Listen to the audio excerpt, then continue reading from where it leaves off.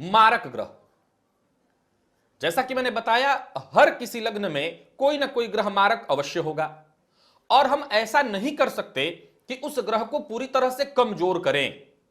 अगर दान शब्द का अभिप्राय लिया जाए तो यह विचार करके दान बनाया गया, या यूं कहें कि जिन्होंने दान के बारे में बताया उन्होंने यह सोच करके ही दान के बारे में बताया कि जो ग्रह कमजोर हैं, आपकी कुंडली में मारक हैं, उसका दान कर दो। और जैसा कि मैंने अभी भी कहा कि हर ग्रह किसी न किसी तत्व को प्रदर्शित कर रहे हैं, और हर तत्व की हमारे शरीर में आवश्यकता है। उस तत्व के कमजोर पड़ने से हमारा शरीर कमजोर हो जाएगा। तो क्या करें? रत्न धारण कर नहीं सकते। पहला उपाय तो है उस ग्रह से संबंधित पूजा पाठ।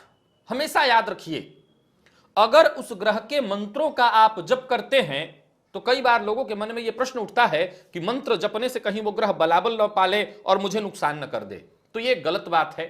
अगर मंत्र का आप जब उस ग्रह के मंत्र का जप करते हैं तो वो ग्रह आपको मारक की जगह बढ़िया फल देगा, यानी अपना मारकत्व कम कर लेगा। दूसरा, उस ग्रह को ठीक करने के लिए सबसे बेहतर उपाय है जो मैंने लोगों पर आजमाया और जो सबसे बेहतर फायदा किया, जो मारक ग्रह है उस ग्रह से संबंधित जो रिलेशन है, उस रिलेशन से आप अपना रिलेशन ठीक कर लीजिए। जैसे सूर्य मारक हैं तो पिता के साथ संबंध अपने ठीक करिए, पिता का भरपूर सम्मान करिए। आप पाएंगे कि सूर्य का मारकत्व तो कम हो गया। आप ये आजमा कर देख सकते हैं, इसमें बहुत ज्यादा विचारणीय कुछ नहीं है। चंद्रमा अगर मारक है तो भरपूर मां का सम्मान करिए, आप पाएंगे कि चंद्रमा आपका ठीक हो गया। वैसे ही प्रत्येक ग्रह, मंगल मारक है तो छोटे भाई का सम्मान करिए, बुध मारक हैं तो बुआ का, बहन का सम्मान करिए। आप देखेंगे कि उस बुध का मारकत्व तो कम हो गया। अब गौर करिए, अगर ये ग्रह मारक हैं तो कई बार इनसे संबंधित आपका जो रिलेशन है वो रिलेशन भी कमजोर होगा। अगर सूर्य मारक है तो आप निसंदेह देखेंगे कि पिता के साथ संबंध कमजोर पड़ रहे हैं।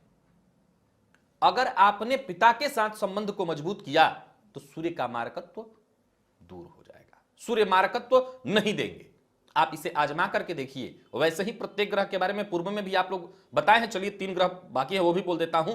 गुरु अगर मार्केश बन रहे हैं आपकी कुंडली में तो उसके लिए आपको गुरु का, ब्राह्मण का सम्मान करना चाहिए, शिक्षक का सम्मान करना चाहिए, बुजुर्ग का सम्मान करना चाहिए, जो आपके आदरणीय हैं उनका सम्मान करना चाहिए। तो आपके गुरु का मार्कत्व खत्म हो जाएगा। शुक्र मार्केश हैं तो स्त्रियों का सम्मान करिए, पत्नी का सम्मान करिए, स्त्रियों का सम्मान करिए। स्त्रियों के सम्मान से शुक्र का मार्कत्व दोष दूर हो जाएगा। और शनि मार्केश हैं तो शनि मार्केश हैं तो दासों का सम्मान करिए। शनि मार्केश हैं तो जो दास हैं, जो कमजोर है, दबा कुचला वर्ग है, उनका सम्मान करिए, उनका सहयोग करिए, उनकी मदद कीजिए, उनका हित कीजिए। आपके शनि आपके लिए फायदेमंद सिद्ध हो जाएंगे, यानी उनका मारकत्व कमजोर हो जाएगा, वो मारक नहीं रह जाएंगे। आप इसे आजमाइए।